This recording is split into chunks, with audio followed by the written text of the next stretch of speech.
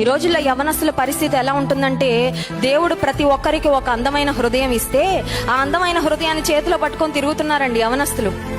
ఏదో ఎవరో వచ్చి నువ్వు నచ్చావు, లేకపోతే నిన్ను నేను ప్రేమిస్తున్నాను, ఐ లవ్ యూ అని 3 మాటలు చెప్పగానే నమ్మేసి నమ్మిన అమ్మాయిని లేకపోతే నమ్మిన ప్రియుడిని ప్రియురాలిని వంచి మోసం చేశాక ఆ హృదయం 1000 ముక్కలైపోతుంది.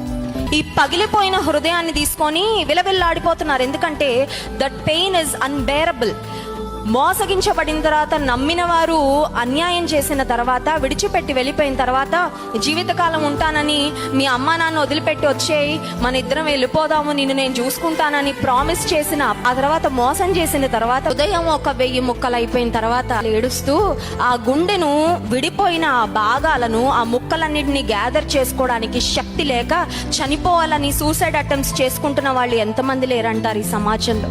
ఈ హృదయాన్ని ఎవడు పడితే వాడికి ఇవ్వద్దు. నీ పరిశుద్ధతను నీవు కాపాడుకో.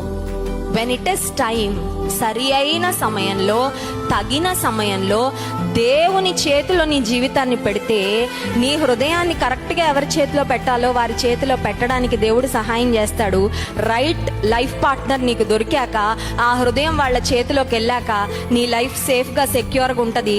నీకు హార్ట్ బ్రేకులు, హార్ట్ ఏకులు, హార్ట్ అటాక్లు రావు.